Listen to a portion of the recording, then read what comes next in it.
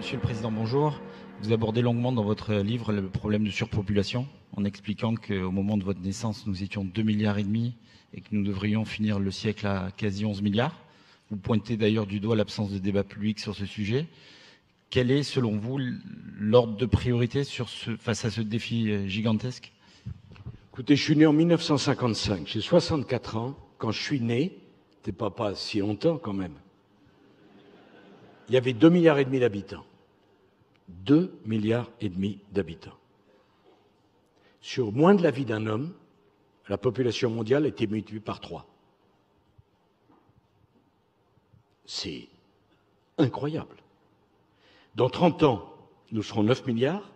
À la fin du siècle, nous serons 11 milliards. Mais c'est fait. C'est-à-dire, quoi que nous décidions, c'est fait. Donc, le choc n'est pas un choc climatique. Il y a un dérèglement climatique évident auquel il faut apporter une réponse. Mais le plus grand choc mondial, c'est le choc démographique. Des dérèglements climatiques, le monde en a connu, qui ont conduit pour certains à la disparition de 80% des espèces du vivant.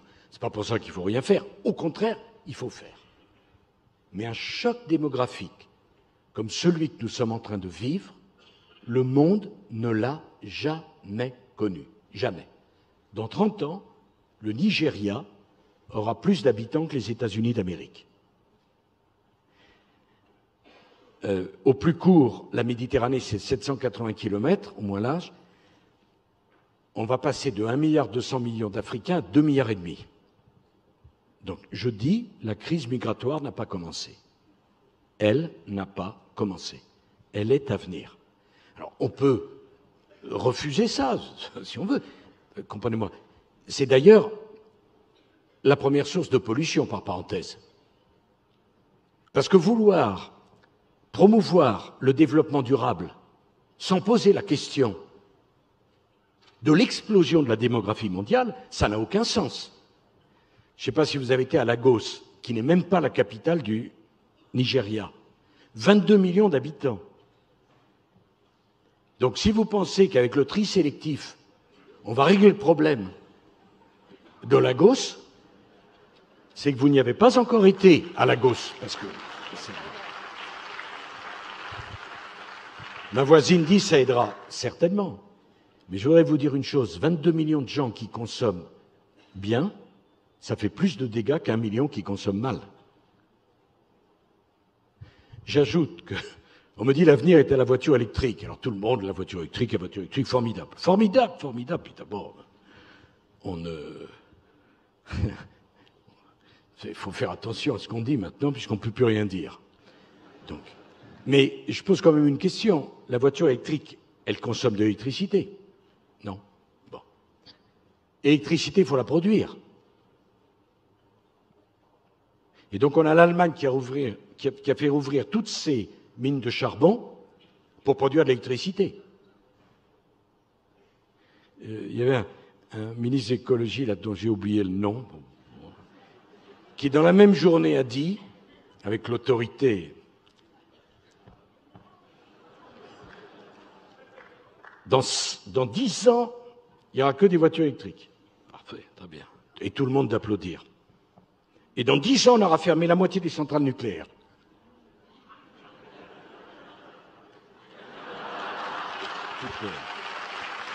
Parce que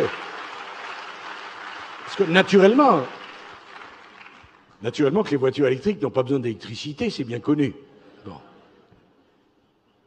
Alors, le sujet démographique est un sujet, mais monumental, tectonique. Et savez-vous qu'il n'y a pas un organisme international qui suit l'évolution de la population mondiale? Il y a en matière d'agriculture une dizaine d'organisations internationales. Est-ce que vous ne pensez pas qu'il conviendrait de toute urgence de poser les bases d'une organisation mondiale qui suivrait l'évolution de la démographie mondiale? Alors, je ne suis pas du tout pour dire qu'il faut un contrôle des naissances, mais au moins, il faut prendre conscience du problème et essayer de le traiter. Déjà qu'on ait des éléments statistiques viables.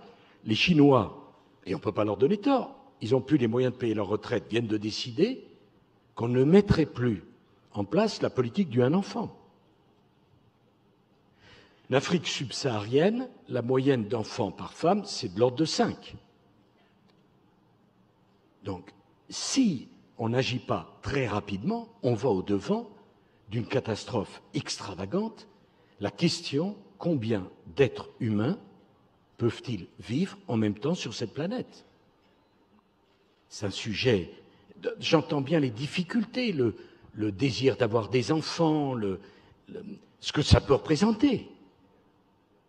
Mais est-ce qu'on ne voit pas que toutes les espèces du vivant, un jour, ont vocation à disparaître par surpopulation ou par appauvrissement des ressources? Et est-ce qu'on pense que pour nous, les humains, ça ne se posera pas? Et je suis assez fasciné de voir, à juste titre, la discussion sur le climat et la gêne quand on discute de l'évolution de la démographie mondiale.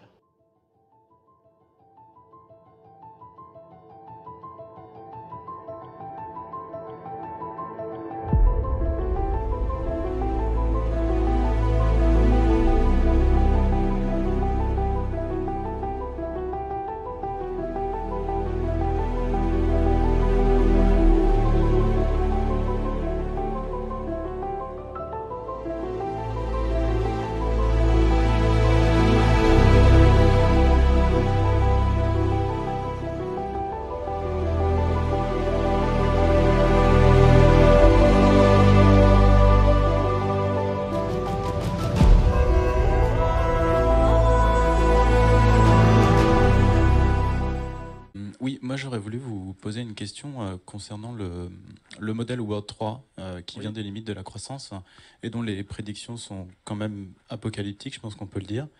Donc eux, ils voyaient, enfin en tout cas le modèle business as usual, celui qu'on a l'air de suivre, le scénario qu'on a l'air de suivre, a l'air de prédire un effondrement de civilisation dans les années 2030, entre 2030 et 2040. Je voulais savoir ce que vous pensez de ça, parce qu'il y a eu quand même quelques études qui ont l'air de montrer que l'effet colle assez bien au modèle, notamment celle de Turner. Donc je serais curieux de connaître votre opinion là-dessus. J'ai le même avis que vous. C'est que la ligne de pente ne nous emmène pas nécessairement vers un long fleuve tranquille. Donc World 3, pour ceux d'entre vous qui ne sont pas familiers, et Meadows, pour ceux d'entre vous qui ne sont pas familiers non plus. Meadows était un scientifique du MIT qui a travaillé dans une équipe qui n'avait pas fondé, du reste c'est Forrester qui avait fondé l'équipe, et qui faisait de la dynamique des systèmes. Et à un moment, cet homme, qui devait avoir des nuits un peu trop longues, s'est demandé comment les raccourcir. Et donc, il s'est dit, je vais essayer de faire un modèle qui représente la dynamique du système population humaine dans son environnement. Donc, il a fait un modèle dans lequel il a une population qui est, qui a ses propres déterminants. Elle cherche à s'alimenter, elle cherche à profiter de services industriels, etc. Et puis, elle est limitée par ce que l'environnement peut lui offrir, c'est-à-dire il y a une limite de surface cultivable, de ressources extractibles, etc. Et puis Meadows, il regarde comment est-ce que le système peut évoluer, compte tenu de la manière dont il a déjà évolué jusqu'à maintenant. Et il en tire une conclusion cardinale, une seule. Il dit, tant que l'humanité a pour objectif de croître en volume, donc plus de monde consommant plus, la seule chose qui est absolument certaine, c'est qu'à un moment ou à un autre, le système s'effondre sur lui-même après avoir bouffé tout le capital qui l'entoure. Alors, il y a deux manières de bouffer le capital. Vous pouvez le bouffer par l'extraction ou vous pouvez le bouffer par la pollution. La pollution perturbant, enfin dégradant la qualité des actifs restants. Voilà. C'est ce qu'a dit Meadows.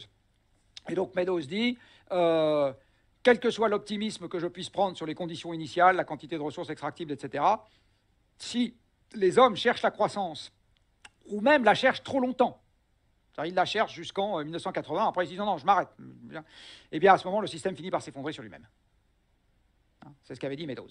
Alors la façon dont le système s'effondre, c'est qu'à un moment, l'alimentation disponible par personne se met à baisser, les services industriels disponibles par personne se mettent à baisser, puis la population se met à baisser. Et tout ça de manière subie.